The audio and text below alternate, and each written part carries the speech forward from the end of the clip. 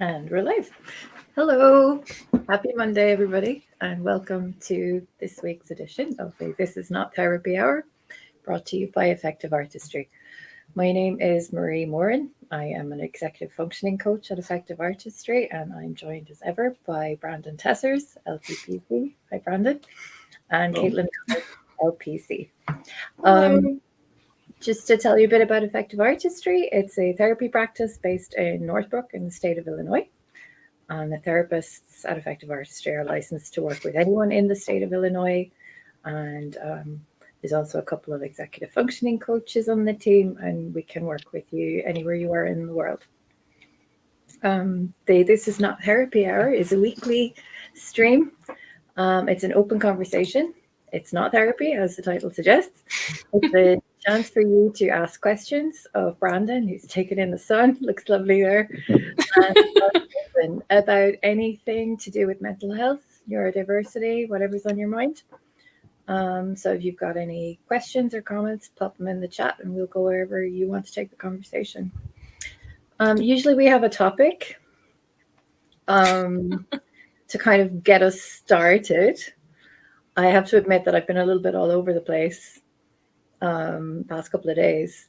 So I've been thinking a lot about language and how language can be imprecise when we're talking about stuff like neurodiversity and neurodivergent and that friction between the social and medical models of disability that we talk about a lot.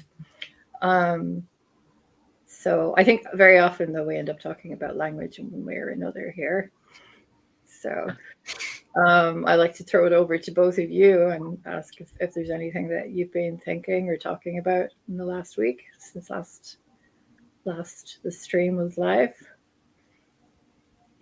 Sure. Just to apologize. I am out with my family. We're at a lake, Nice. which is very enjoyable, and the Wi-Fi dropped out like 5 minutes before this, so that's why I'm kind of wandering around trying to find a place to be able to do it on a phone. If there's any audio, if there's like people working, hammering next door and stuff, if there's any audio stuff, the two of you, can you just let me know and we'll try to move around or we'll do what we can do. Sure. Yeah, sorry. Language stuff. What's been coming up over the past week? What pops into your mind, Caitlin? I'm getting so distracted by how zen your environment looks. I'm like wanting like an ASMR video of like just like chilling in nature. I don't know. I've been finding myself talking to clients about how they talk to themselves, and sometimes it feels a little patronizing. Sometimes it feels a little bit too much like CBT, cognitive behavioral therapy, like, oh, just challenge your thoughts and you'll feel better sort of things, which obviously it's more complicated than that. But so I don't know. And I guess a lot of times when I hear clients use language about themselves, oftentimes there's some undertone of shame or judgment or pathologizing themselves. I think it usually bends toward that side of the kind of spectrum. So then it becomes like noticing it, empathizing with it, validating it, talking about the implications of it, replacing it, practicing replacing it, and then eventually we're all just zen and the world is beautiful and everything's perfect. So I like that. To this place that we're at, my wife, her mother's family, her mother's parents bought it back in 1950 something for $4,000 or whatever it was. It's not an uncommon story in the Midwest. A couple of her uncles are here and they're reading a book about Buddhist psychology. So I've been thinking about Buddhism and its approaches to many things, which I quite like, but just to keep saying Zen and talking about really like self-judgment versus self-acceptance, which I think of as very kind of central to my understanding of Buddhist philosophy. And I've been seeing a lot of the same thing with clients and just with people generally lately, is a lot of just people really being mean to themselves, angry at themselves, and finding different ways to kind of be able to put that out there without, there's just a million different ways to do it, right? Like if you, part of what the relief that comes with the medical model is when you can say, oh, I'm bad at whatever because I have ADHD or whatever. It's still a version of looking in yourself. It's just saying organically or biologically in some way I can't control, but there's something about me that sucks in some way or it's causing a problem. Yeah. Yeah, just connected to So can you tell me, Brandon, the intersection between Zen philosophy and neurodivergence? Honestly, I don't know a lot about what Zen Buddhism specifically, like I don't know So then what maybe makes something general Zen Buddhism versus sure. That's not really something I've thought about before, I guess, but I do think there's, and I don't want to claim to be like an expert on Buddhism by any means, but I have this experience over and over where I'm trying to solve something, right? Like I come up against some problem. A client's presenting something to me, or I'm dealing with something and I'm trying to work through it and figure out, kind of come to some conclusion that's helpful for me.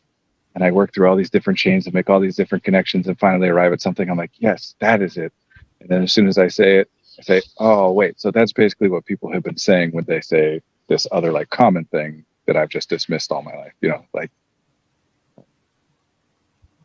that eating food is important, for example, like something I have to arrive at, which I think is a very kind of typical experience for people who identify as neurodivergent, is having to kind of figure things out for ourselves, that people have said to me forever, like, oh, eating sugar before bed is bad. I'm like, yeah, whatever. That's preachy or holier than thou stuff. But then I go through a certain process and try something. I'm like, oh, it seems like it's good for me to not eat sugar 2 hours before bed.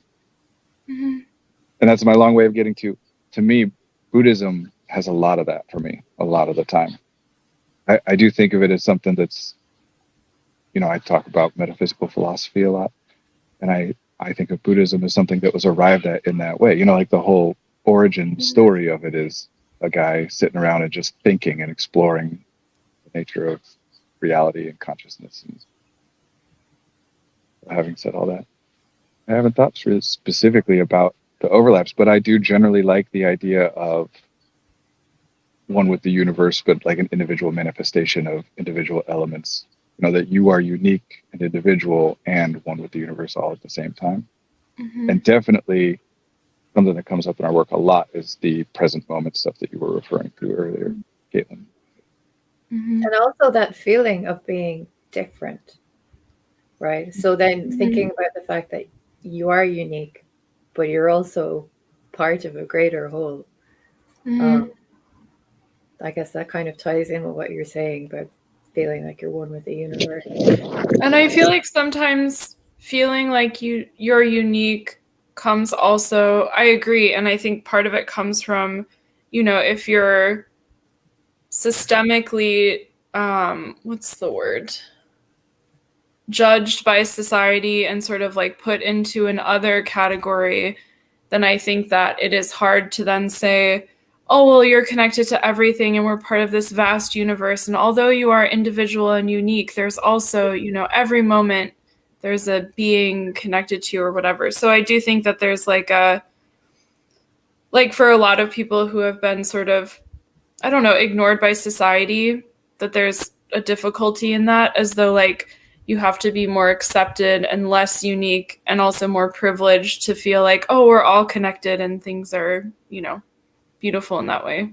But I think the irony is that the more connected you feel, the more at peace you can be. And so although you are different and unique, it's like a big part of the solution.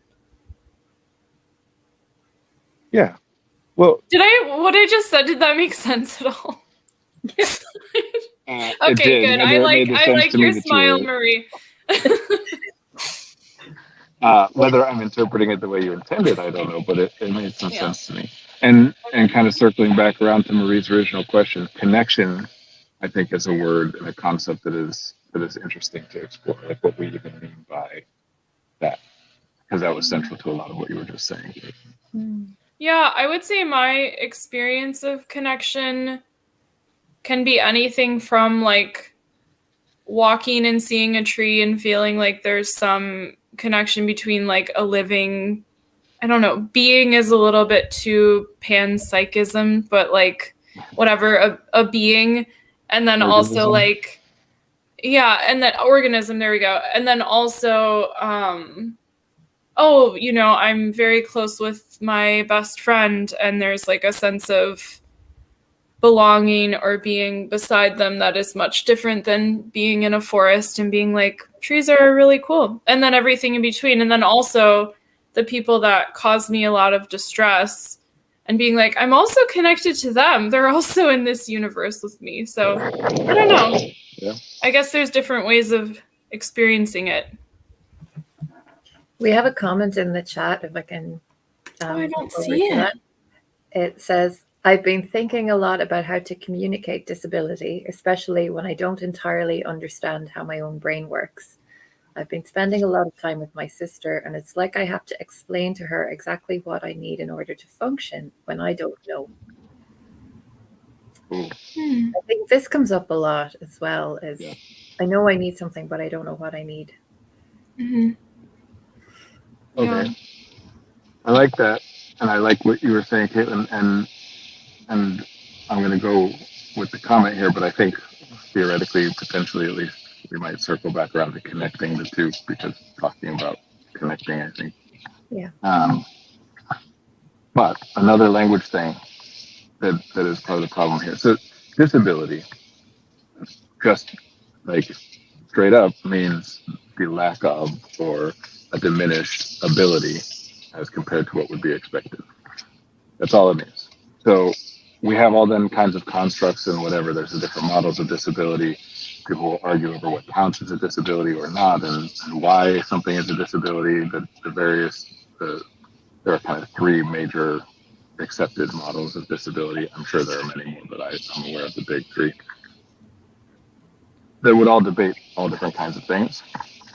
But disability, to me, it's kind of like the word distraction, where it's not that it doesn't mean anything, but because it has that prefix on it, that dis prefix on it, in order to really talk about what it means, we have to first talk about what the root word that the prefix is modifying means. So like in distraction, we're talking about something which is pulling your attention away from something else. Because the process of attention, anything, is the same. But if I'm trying to focus on X and anything else that pulls my attention, then it's a distraction. But disability is a similar kind of thing, that only if you are trying and intending to do a thing and then are unable to do it or struggle to do it in ways that is not typical, that would not be expected in our culture, then we would identify it as a disability. But anything that you don't attempt, that you theoretically are disabled in your ability to accomplish that thing, you don't know about it. Which is part of why there's so much like late diagnosis stuff around neurodivergences. A lot of this has to do with the constructs of what do we expect, what do we think is average or typical in a person's experience, what are you supposed to be doing, what are we trying to attempt. Mm-hmm. But like even if something very visible and easily identifiable as a disability, if I'm paraplegic, I can't feel or move my legs. I'm not going to know about that unless and until I try to use them, right? Mm-hmm. So when we're talking about these invisible disabilities, we're getting into this very nebulous space, which is part of why everyone still is using the medical model when they're talking about neurodiversity. Because it's tricky to define, what is attention? It's a construct. What is focus or drive or motivation? These are all just constructs, and it's really weird. But here's a practical thing, and then Maria, I'll shut up and let you direct this because I'm worried I'm going on circles. The word need, necessity. Linguistically speaking, it's a word that describes a relationship between two things. Right? That I need X in order to Y. Yeah. And when we use need without the in order to part, well, then the like kind of default understood unspoken need is in order to live, right? That I need food and water and shelter or else I will die.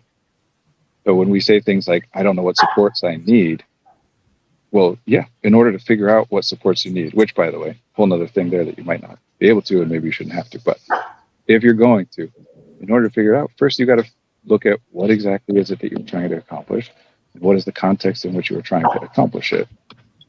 You have to have that in order to part.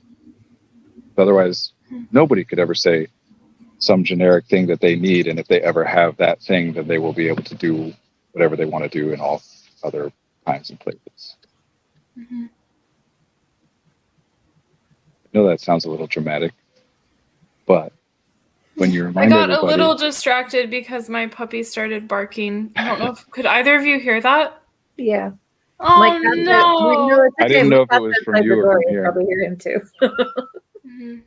Mm-hmm. If you remind people that fight or flight is a system that activates in response to survival threats, right?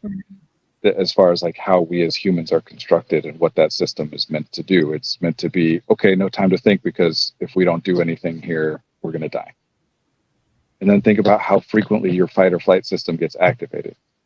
Most of it happens, every day, multiple times a day to some extent for the most part. And I'm not even talking about most of us who are neurodivergent. Most people get to that point sooner or later, sometime every day. Mm-hmm.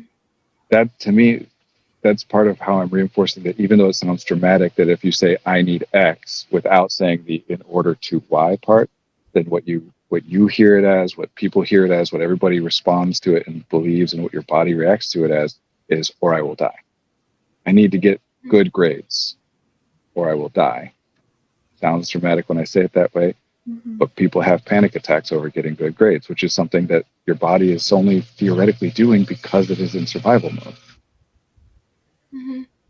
Well, and part of the comment says what I need in order to function, and I think your point about in order to makes a lot of sense, and I think the question of defining function for a lot of people who identify as being disabled is, what are the things that you truly want to do in life versus what are the societal constructs that you feel as though you need to do that maybe like a person who has no disability is able to do. And so I think defining what functioning is and then how to get there. And then another thing I thought of was disability as like a, perhaps by the constructs of our current culture, I'm not able to achieve X, Y, or Z due to the way my brain and body works, but it does not mean that I am inherently unable to do it. It means that I need to do it in a different way, in a different process. And what is that different process? So I feel like explaining to a family member a combination of like, this is what I want in life, this is what I need to achieve what I want in life, and this is maybe what I'm not able to do or not able to have time, or I don't know, the finite amount of resources that you have within a day to do. And then I think another, I don't know if this is throwing way too much at the same time, but I think another thing about communicating things to people who care about you is also maybe looking for a certain level of like validation and empathy from the other person as well. I think oftentimes like the lived experience of these conversations, people are looking for some of that and not just like sort of the logistical or defining specific words or components or needs. So yeah, and to know that it's okay to ask, to feel safe asking for what you need as well. Yeah, I think, again, on a practical level, a big part of this is a lot of what Caitlin was talking about at the beginning, I guess, is it's okay to just tell people about a problem that you're having without knowing what the solution is. And it is potentially and commonly very frustrating and unpleasant to be someone, if I care about someone and then they tell me about something they're struggling with, a problem that they're having, but they don't know what I can do about it. And I don't know what I can do about it either. Well, then, yeah, I'm feeling bad. But then even in that case, like you were just saying, even in that case, at least there's that connection of, okay, we're both feeling bad about not knowing what to do about this together. But if you then put it on yourself that, oh, I'm a burden because they feel bad well, I feel bad about not knowing how to solve my problem. Now, if I tell this person and they don't know how to solve the problem either, they are also going to feel bad and I'm burdening them. Mm-hmm. I suppose. I mean, that's the way to talk about it, but also it's helpful, right? Like the act of telling them about the problem that you can't solve and having them join you in that is in and of itself helpful to you. So they're already helping you. And if we can just kind of, in those cases, frame it that way, frankly, all this stuff is way too vague. Function, what do we mean? You know, there's... Well, Brandon, sorry, I don't know actually what gender, but, or what pronouns they use, but they have a clarifying comment. It does feel like I need to go to extremes to communicate, but I don't really want to say my desire to live is too weak to incentivize me to be productive. Yeah, There's that's that word. That's not... Well, not only that, but also that's a belief rooted in the idea that motivation exists and that motivation dictates what it is that we do, that I'm struggling to be productive because I am unmotivated. I am not motivated enough because I don't have a strong enough desire to live, which is just can't be true. It can't be. You are alive.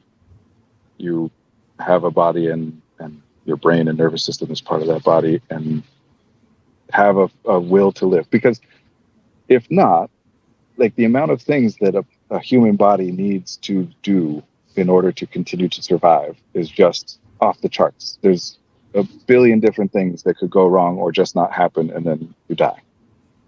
So there is in every cell of your body the default desire to continue to live. So then we're talking about conscious desire and motivation and whatever. And I think one way to talk about motivation that I was talking with someone this week that seems easier to me or maybe more helpful is if you try to analyze something and you start with faulty premises, then you can still analyze that thing in a lot of depth and detail and come up with a lot of utility from that. But you will eventually hit things that don't make sense or don't work. They're just these little cracks because your premise is incorrect. There's something, by definition, if it wasn't a faulty premise, there wouldn't be anything missing. Something is missing. And you will encounter those things from time to time.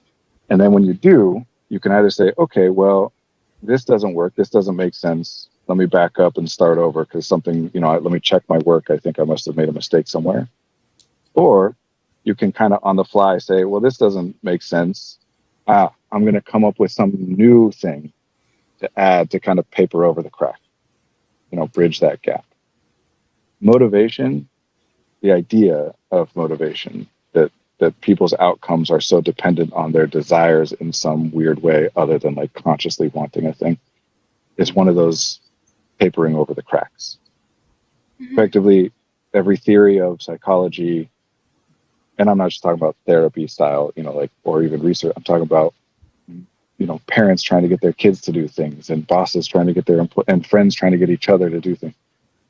All of the theories run into these problems where somebody isn't behaving the way that the theory says that they should behave in response to something. Mm-hmm. This should result in that. If I incentivize them with money, they should blah, blah, blah, or whatever it is. And it doesn't happen. And so that a very easy and always usable explanation is to say, well, they're just not motivated enough. And nothing ever tries to explain what that hypothesis is. What's that? Rather than revisiting the hypothesis. Right. Or questioning whether there are some, because every single thing here's some Buddhist stuff, or at least to me, I think of it as Buddhist stuff. We are limited. There are things in this universe, a vast, like astronomical majority of things that are just beyond our ken, beyond our ability to conceptualize or understand. Because we're just humans and we're thinking things and we're using language, which is incredibly useful and complex. And it's just stuff we're making up to do our best to kind of understand and navigate the environment that we find ourselves in. So of course we're going to there's nothing I or any of us can think that is unlimited, has no limitations in any way. And I've noticed that the more I accept my own limitations, the more I kind of, from a day-to-day perspective feel more connected to the rest of the world, because I think there is something about human beings overthinking and overestimating their capacity to understand the world, and this hierarchical, like, there is man and there is nature, and man is the, dominator of nature, and look at how that's working out with the climate crisis. So we have a couple more really good comments to clarify what I think this person is trying to talk about. I don't know if you want to read that. I don't know if I'm like hosting right now. Rolls. My sister struggles with overworking and has to set boundaries for herself to not work too much. So it's hard to explain that I start from a blob state and need constant dopamine inputs if I want to move. Added for emphasis because the quotes are in the comments. I've definitely been running into the problem of explaining that my ability to do a thing is completely disconnected from my desire to do a thing. Reminds me of your Star Trek computer theory of brain fog. Oh, and it's she, her. Thank you for clarifying. Thank you. Yes, thank you. Okay. Thank you. And I love all this stuff. And I'm happy to revisit or elaborate the Star Trek computer theory of brain fog, if anyone would like. But to me, the key there is that it's difficult to explain my ability to do a thing is separate from my desire to do the thing. Because what that shows is that there's a belief that the way things usually work is that a person's ability to do a thing is predicated pretty much solely on their desire to do that thing. Mm-hmm. And that you have to establish that it is different for you, that wanting to do a thing does not equate to doing a thing. But that's the case for everybody. That's part of why this is so difficult to communicate, is because we have this flawed premise. I want to never feel sick ever again. I want to never feel tired. I want to never be hungry. I want to have access to, like, every person at any given moment wants infinite things that they do not have and are not able to do. We all want things that we're not able to do, which again, this is the motivation piece. It's taking us to focus on something conscious and internal. Like, Caitlin, when you're talking about man versus nature, the first thing that comes to my mind is, in like Christian theology, especially Western Christian theology, this idea of the natural part of you, your physical body, is the like base thing, and that your soul and your spirit, whatever you would consider it, is the divine thing, and that the kind of the whole point of life is to have your soul kind of dominate and subjugate your physical form. Things like natural man is an enemy to God, or, to think about and do what is right and good, not what is pleasurable, right? It is this like disregard we have in West, and I can't speak to other cultures because I'm not a part of them.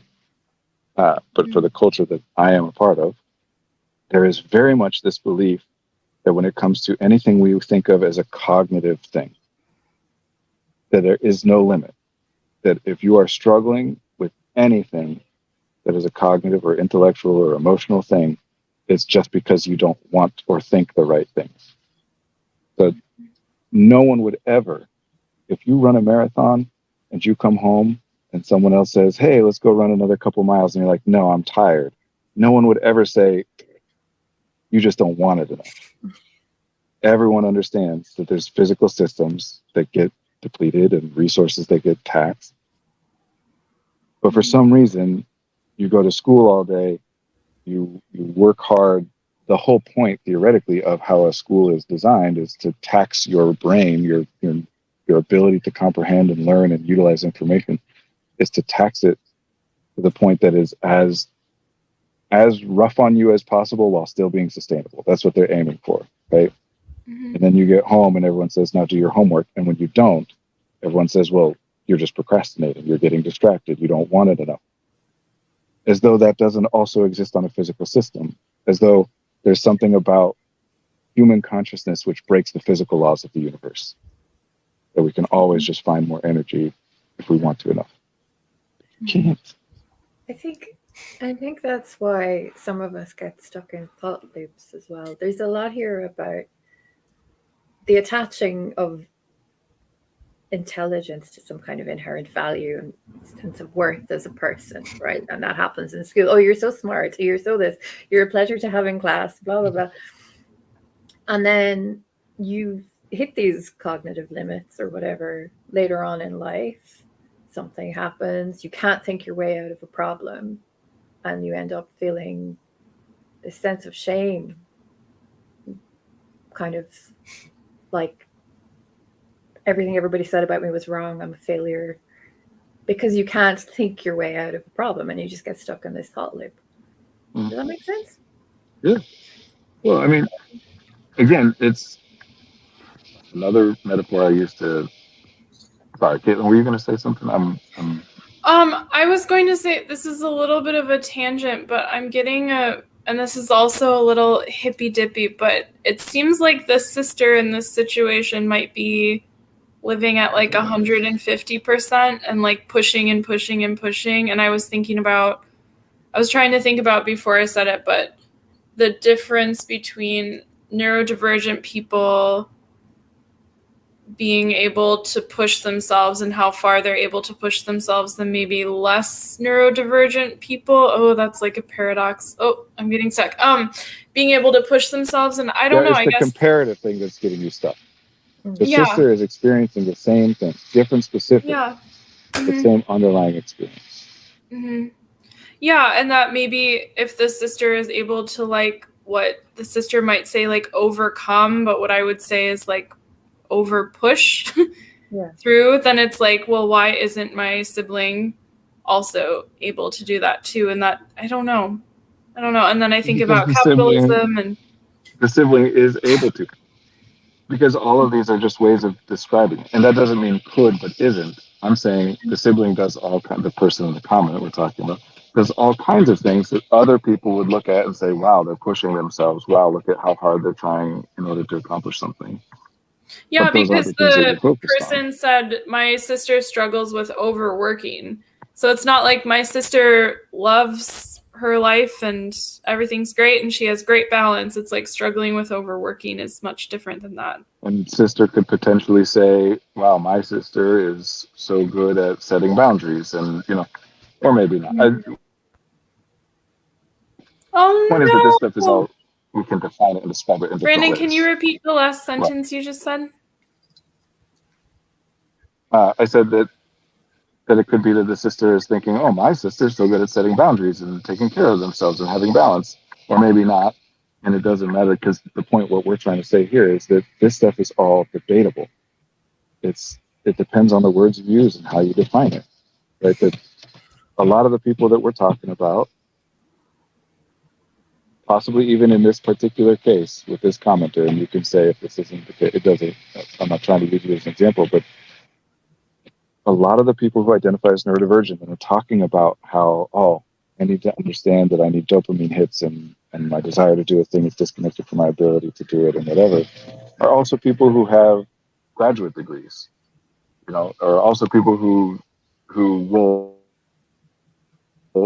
experience imposter syndrome because they are so successful in their workplace that other people expect them to be able to solve every problem. And they're like, oh man, I don't know how I fooled everyone into thinking that I can solve every problem. Mm-hmm. We just don't look at those same things. There are things I look at other people and say, wow, look at them. And then in me, the things that other people look at and say, wow, look at that guy. I'm like, okay, I'm not even paying attention. I'm paying attention to how I still haven't managed to get myself to start learning piano yet or whatever. Mm-hmm. And it's not to say that we're all the same and you should just paper over all this and ignore it. It's to say that talking about motivation, talking about if I just thought about it differently or wanted it more or whatever, has that helped you? Have any of the problems that you've been trying to resolve gotten better from saying, I should want it more? Or does it all not get better and maybe even just gets worse because you start beating the hell out of yourself more and more because you're thinking, I should be able to do this, why can't I? The brain is a physical system. It follows the physical laws of the universe, entropy, right? Like conservation of mass and energy. You don't get to just override that stuff. And we have pretty much no ability at all to directly observe how that system underlies our actual like conscious experience every moment to moment. So we don't really think about the fact that whatever you think about soul, spirit, consciousness, whatever, what we can say at the very least definitively is that it relies on a physical system in order to be able to operate your body, right? Like, because we do know definitively that when certain things happen in your brain and body, you die. And whatever happens to soul and spirit afterwards, whatever you believe, is fine. But whatever it is, it's no longer able to continue to operate the body because it's not doing anything. It just decomposes. Yeah. So there's a physical system there, and it follows the same rules every other physical system does.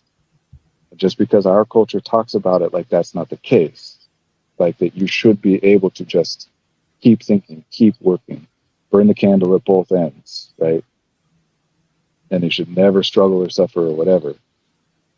We can say that all we want, and our culture says it a lot. It doesn't work that way. Anybody who seems to be working that way is somebody who is either intentionally giving you the wrong idea about how they work, which is many people, or where you're just missing things or thinking about things differently or noticing the things that they're successful at that you struggle with or whatever.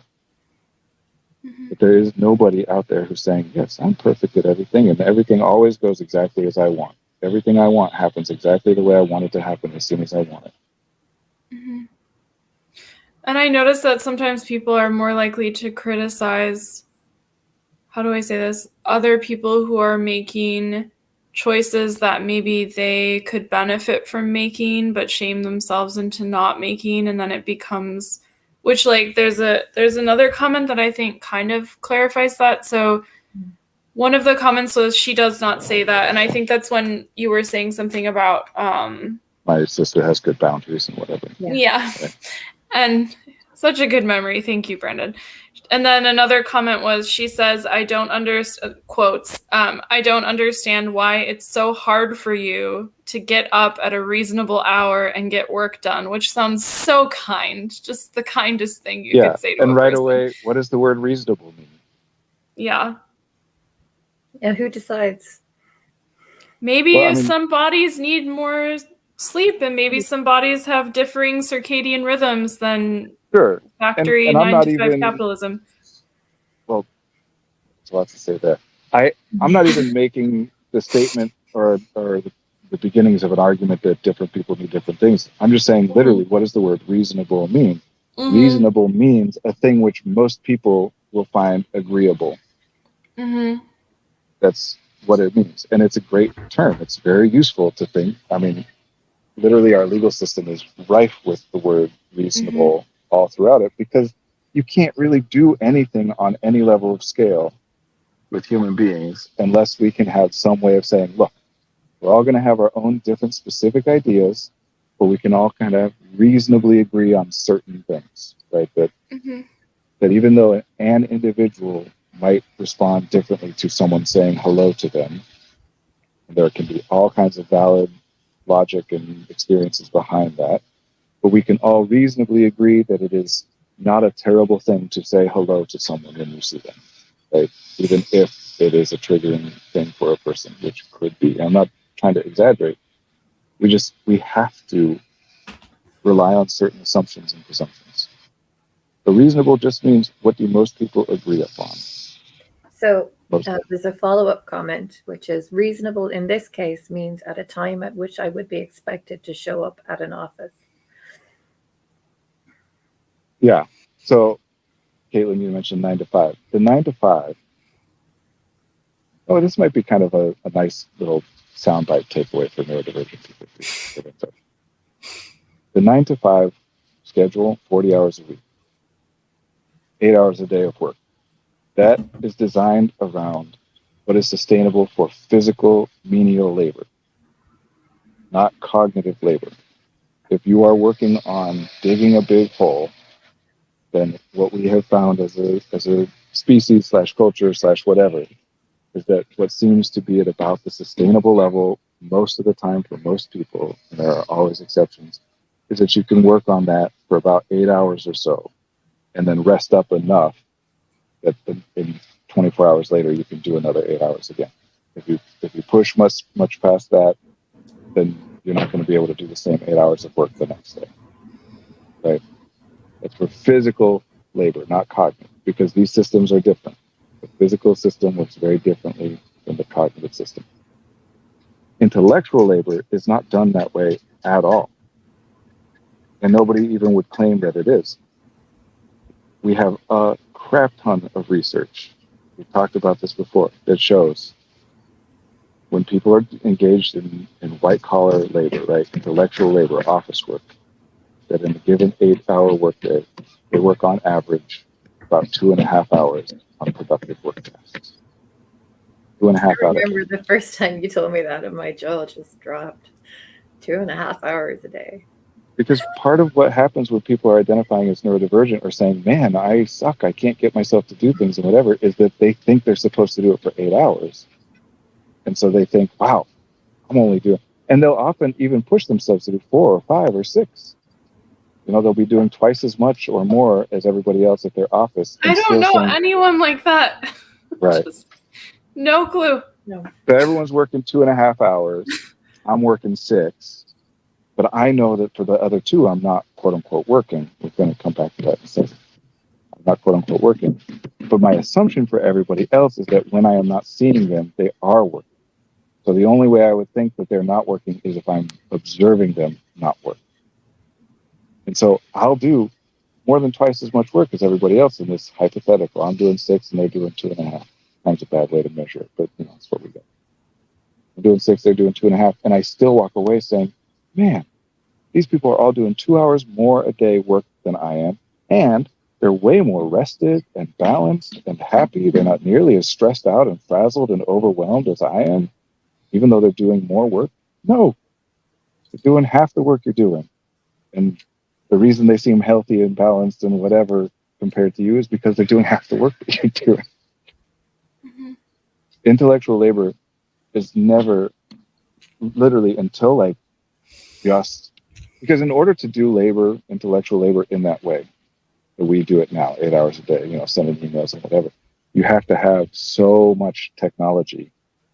You have to have computers and robots and all kinds of things that are doing the physical, because otherwise intellectual labor, it's very limited how useful that can be without being translated into any physical effort. So we've always had thinkers and artists and philosophers and storytellers and whatever, but also like the fields need to be plowed and we need to, as a community, find some food.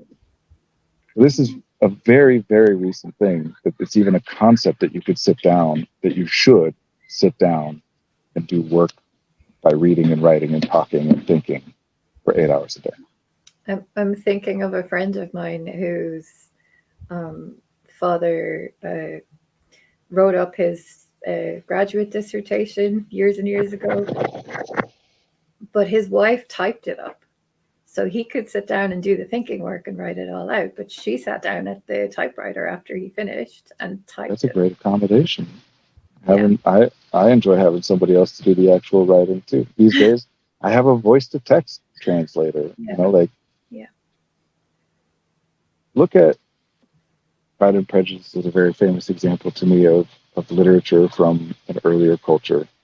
And there's a character in that book that likes to read and think. And everybody talks about what a weirdo that person is, and how no one will ever marry them, and whatever. Like Belle in Beauty and the Beast. The idea of, before our generation of being concerned about screens, the generation above was concerned about their kids and television. But you go back far enough and they're worried about, oh, this kid just wants to read all the time. He doesn't want to be out in the fields working like me. He just wants to sit inside and read books all day. He just wants to write. He just likes to think. What a weirdo.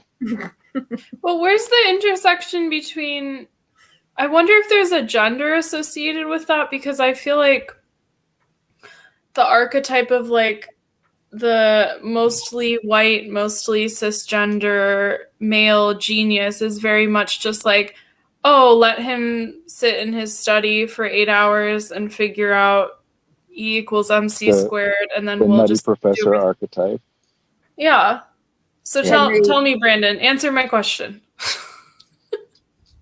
Yes, there are gender associations with that. And also, what do we talk about a lot lately, especially, in progressive circles, about women doing all the time, right? Emotional labor, Mm-hmm.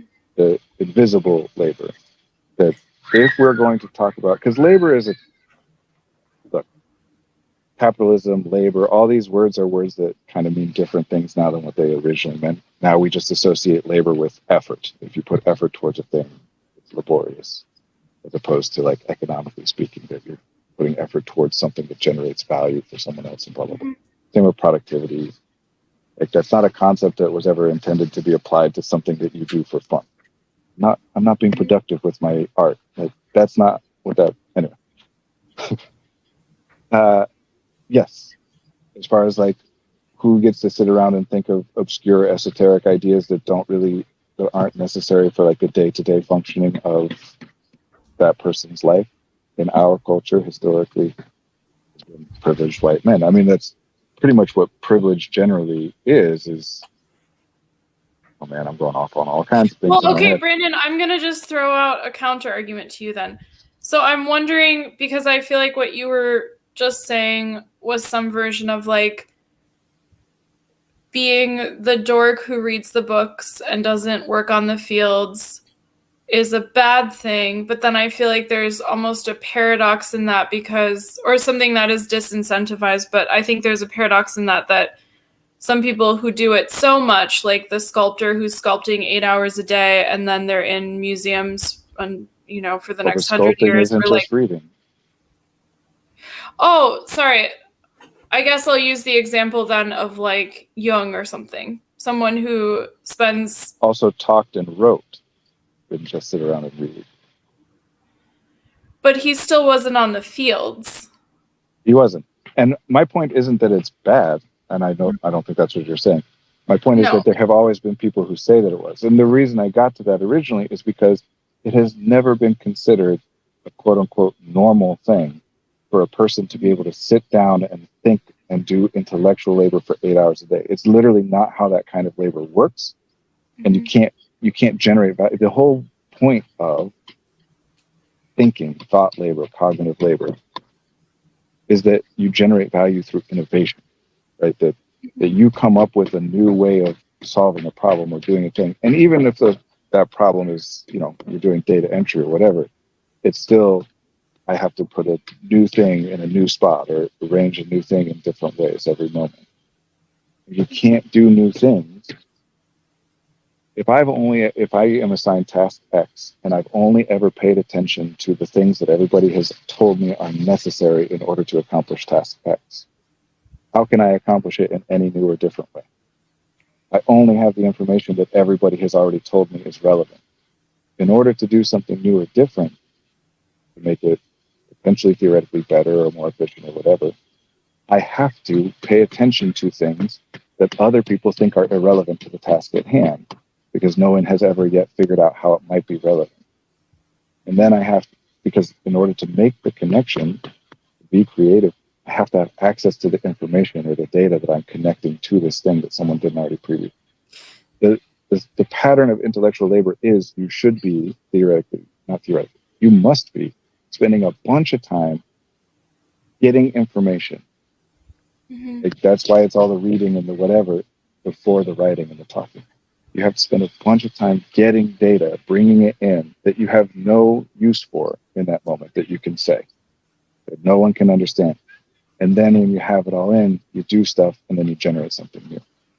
That's why people only work. It's not that they're lazy. It's that that's how it works. In order to do that work, another way of talking about it, some people have called it the lion schedule. The lion is the biggest, strongest animal, the male lion specifically, and everyone talks about how the female lions do all the hunting and whatever. And it's true, because the male lion has one specific role, and it's basically protection, right?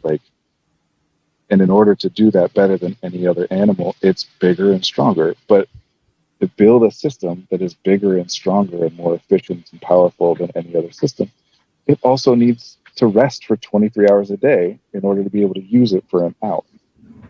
Whereas bugs can just go forever, but they're not doing a whole lot. Humans, we have the longest, by a million miles, time of, I'm blanking on the word, but helplessness, basically. Like human infants are completely incapable of survival for years. Our adolescence drags on at this point for 2 decades or so. Because if you're building a very complicated system, it takes a really long time to build that system. So rest isn't like the thing you have to do after you've been productive. It's in order to be productive, when we're talking about intellectual, cognitive, or emotional work, you have to do things which we could also call restful.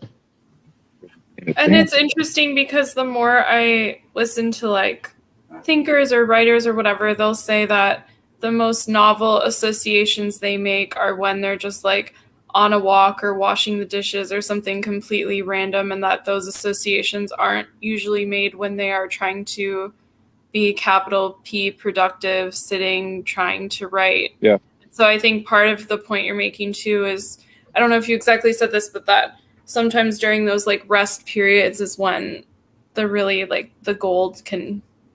It's sometimes occur. called the shower principle, because it frequently happens to people when they're taking a shower, is when they're, there's the famous story of Archimedes in the bath, running through the streets naked and shouting Eureka.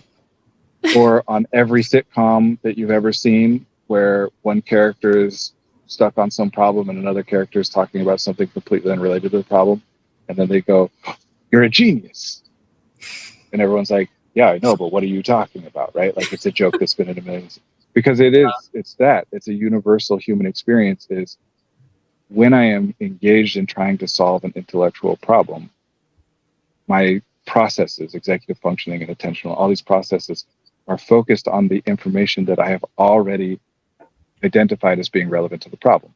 And because I haven't solved it, by definition, I don't have the information I need. Mm-hmm. And so it's only when I take a step back, like taking a shower or sleeping on it, or, there's a reason we have all these terms for this stuff. The quote unquote rest part of it, it's not just like a reward that you earn. It is part of it. Like, ask any Brandon, artist. we have 5 minutes left. Okay. Thank you. When we're talking about creating art, is it just the part where you sit down and write the word, or do you ever think or read, or, is it just the part where you're putting the paint on the canvas, or when you see other people's art, is that part of what leads into you being able to create it? This brings me back to what we were talking about at the start, which is connection and connecting with others, because it all ties into resources, time being a resource, the space to create being a resource, and the importance of connecting with others and community and being able to ask for what it is you need to do the thing. And I think maybe this is something that a lot of neurodivergent people struggle with too. It's feeling like they can't ask. Like, I should be able to do this by myself. Specifically, I think, there is definitely that, for sure. But in addition to that, there is this idea that I have to know what it is that I am asking the other person to do before I can ask for it. And there are two kinds of problems where you're trying to accomplish something and are unable to. One is, again, that more physical system where I do know exactly what it is that needs to be done, and I literally just cannot do it myself. Like I need someone to physically be here and watch the kids while I run to do this other thing for an hour. So I know specifically what I'm asking for. The other is, what I'm doing isn't working, but I am not even sure exactly what it is that I would need in order to be able to shift it into something that's working. And that second kind of thing, which is much more associated with the kind of notice when people are being identified or identifying themselves as neurodivergent, it's almost always that they're engaged in intellectual labor. Academics, office work, art. People are very rarely at the shop fixing cars 8 hours a day and then saying, I think I have ADHD. If they do, they're in our culture saying part of the reason I love working at the shop is because I have ADHD. So when you are engaged in that kind of labor, when we get stuck, exactly when we need to be talking to other people about the problem we're experiencing without understanding how to resolve it. But then when we get this rule in our head. Sorry, it's almost like we were evolved in communities. I can't imagine. Literally, anybody watching this, or even the three of us, go back and watch the beginning of this stream and how each of us are like, what are we going to talk about? What are we going to talk about? Whatever. None of us had a plan coming into it. None of us like took the reins and said, here's what we're going to do today. And then now look, now we're running out of time and we each have a million things we want to say about stuff. It's a little pithy thing here. What people think happens by thinking actually happens in communication with other people. When you do something that way, just by thinking yourself, the way you're doing it is by imagining communication with mental models of other people, even models of like average person or the customer or whatever, like a abstract model. And that is much less efficient. Talking is how things get resolved. And so a very easy, like practical takeaway is stop talking about asking for what you need. Instead, use the language that you are sharing the problem you're having.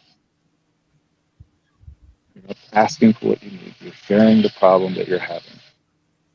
That doesn't obligate them. If they feel bad because of it, then that means that they care about you. Otherwise, why would they feel bad for being unable to help you resolve the problem? And if they care about you, then they would also feel good to know that it's easier for you for being able to talk to them. Again, very common thing in our culture. Women just want to talk about their problems without having a man try and fix it sometimes. Of course, this doesn't get gendered like everything else does. But the experience of it is universal. We want to be able to talk to someone about the things we're struggling with without knowing exactly what we want, or sometimes without wanting anyone to do anything about it, but just wanting to connect. A problem shared is a problem halved. It's an old truism. Ooh, I like that. Never heard that before. Problem shared is a problem halved. Yeah. Good. And I really appreciate all the comments and engagement. It's very fun. Thank you. So, thank you. Yeah. We're get specific, commenter. Just practical thing for you. And also go. Not what do I need in order to function? What is the specific thing you're trying to do? What is the specific thing that's happening instead? What is the specific context in which it's happening? Then it usually becomes pretty easy to start identifying some things that would help. I don't want to give any spoilers, but so you mentioned the gendered experience of, productivity as well. If you haven't seen the Barbie movie yet, go see it because it does actually address some of this too, and it's a lot of fun. Cool. So awesome. Thank you both, and thank you everybody. Yeah, good to see you both. Thank you. Being in the chat with us. See you next week. Thank you. Bye. Bye. I think I have to go back to the computer to actually turn the stream off. This feels like almost like one of those outros. It's the awkward double goodbye. You leave a building with someone and you say goodbye, and then you both start walking in the same direction. It's like, oh. Or like the movie ends, and the thing goes back and you see the whole studio, and then like someone like lights a cigarette and they're like, hey, that was great. That was a good take. Like that's what it feels like. Slowly get turned off. Yeah.